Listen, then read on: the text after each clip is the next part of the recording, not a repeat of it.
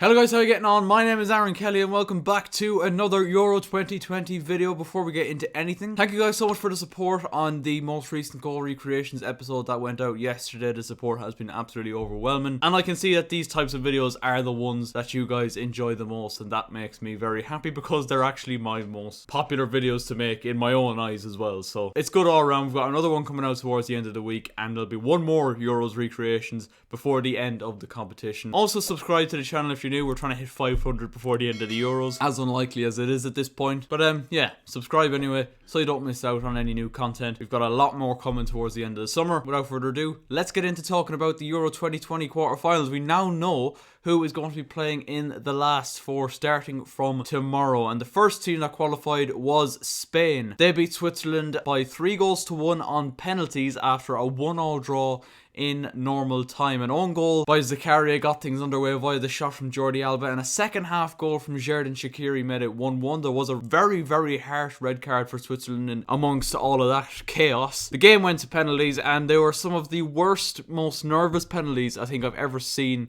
in my life. We've seen penalties saved, we've seen penalties hit the post, we've seen penalties fly over the bar by Vargas, and Spain won 3-1 on penalties in the end, and it was Mikel Oyarzabal who got the winning penalty to send Spain through. Very unfortunate for Switzerland, obviously on such a high after knocking out the world champions, to go out in such heartbreaking circumstances. It's tough to take, I can imagine. But they put up a really good fight, and that team can really go back to Switzerland now with their heads held high. They finally delivered at a big tournament. Speaking of teams on the other end of the spectrum who still haven't really performed at international tournaments when you've expected them to, Belgium knocked out once again in the quarterfinals, this time by Italy. The Allianz Arena, Italy won by 2-1, and it was two first half goals, one from Barella, one a brilliant one as well by Lorenzo Insigne. I think I might have to have a go at recreating that one in the final episode. Seeing Italy race into a 2-goal lead, and to be honest, it looked like they were going to be 2-0 up at half time and fully deserved of it, but then Jeremy Doku winning a penalty and Romelu Lukaku finishing it to make it 2-1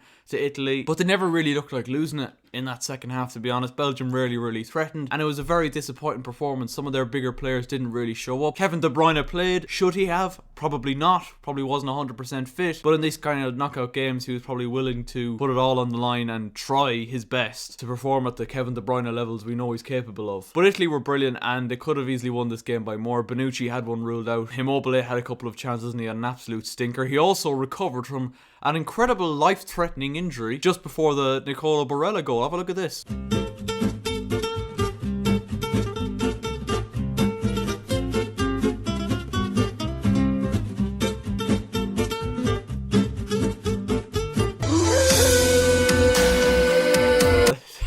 That is incredible. I can't even try and make too many jokes about that because that is just laughable, lads. That is laughable. Italy go through. They face Spain, a repeat of the 2012 final in which Spain absolutely hockeyed Italy. I, for some reason, can't see the same outcome happening this time around though. On to the third quarter-final in Baku then, and Denmark's story just keeps going and going. They have qualified for the last four of Euro 2020 by beating the Czech Republic by 2-1. They were very quick out of the blocks. A Thomas Delaney header inside the first 5 minutes, getting them off to the perfect start, and then they made it 2-0 just before half time. A brilliant goal, great move, finished off by Kasper Dolberg, who gets another goal in this tournament. And similar to Italy, Denmark looked really good and full value for their lead. Right at the start of the second half then, the Czechs drew it back to 2-1, and once again it was Patrick Schick. Who else? What an incredible tournament he's had. I think it's 5 goals now for him, level with Cristiano Ronaldo at the top of the goal scoring charts. The Czechs huffed and puffed. There was a lot of nervy moments in there for Denmark before the end of the game, but Denmark held out and they qualify for the last four. And lads, if they can go all the way, it will go down as one of the most amazing sporting stories in the history of the sport, I think, to be quite honest with you, because you look at how much of a low they were at. Obviously the Eriksen incident, losing their first 2 games in the group, just about qualifying through the group by the skin of their teeth after beating Russia in the final game. It would be an unbelievable story if Denmark can go all the way, but they will face England. England were the most comprehensive qualifiers to the last four after they beat the Ukraine by 4-0 in Rome, and a Harry Kane goal inside the first 4 minutes really did set them on the right path. And once they did go 1-0 up, you kind of felt this team is good enough defensively to hold out for a 1-0 here. We've seen it a couple of times in the tournament so far, but to be fair to them, they waited until the second half. But to be fair to them, they kicked on in the second half and really showed the class that we know they have. Harry Maguire's header made it 2-0 before Harry Kane got his second, and then Jordan Henderson wrapped up the game with a header of his own to make it 4-0 to England. And once they went 4-0 up, we kind of seen that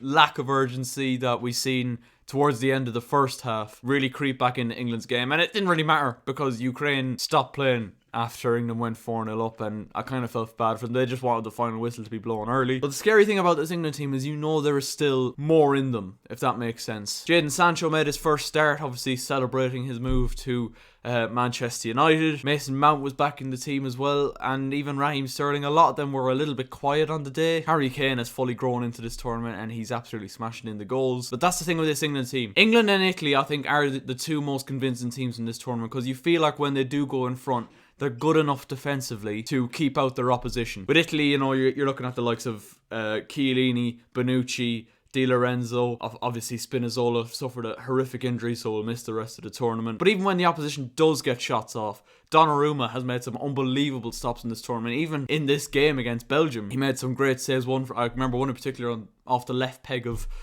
Kevin De Bruyne. He absolutely battered it away with a big strong wrist to it. Where I don't think England are as good defensively as Italy. They do have a lot of protection in there in the likes of Rice and Phillips. But I think it's about time we get on to predict the semi-finals then, and who I think will make the final. I might have mentioned it in this video so far, but I do believe Italy will beat Spain, and I think it'll be comfortable enough. I still don't think Spain are all that. I think they're missing a couple of things to their team. I think a lack of a real clinical goal scorer up top is what will really stump them in this game, and I think Italy will just have too much for them, too much experience, too much quality, and I think they, on paper, I think they'll face England in the final. I think England have, as I said, been very, very good in this tournament, whether you want to admit it or not. Denmark have a lot more about them than Ukraine have, admittedly, but I'm not sure it's going to be enough. They're going to have to show incredible character, team spirit, togetherness, as they've done throughout this whole tournament, Denmark, let's not doubt that. But that will need to be at its absolute maximum if they are to reach the final. But I'm predicting an Italy versus England final, and if that ends up being the case, I'll make my prediction for that when it comes, and we'll do a full little analysis and deep dive into that. Apart from that, lads, that's really all for me to say today. I hope you guys did enjoy this video, and I hope you are continuing to enjoy the Euros as much as I am. As I said, there is 2 more recreation episodes I want to get out before the end of the competition, so make sure you guys are subscribed with your notifications on so you do not miss them. Make sure to leave a like and subscribe, as I said, if you are new,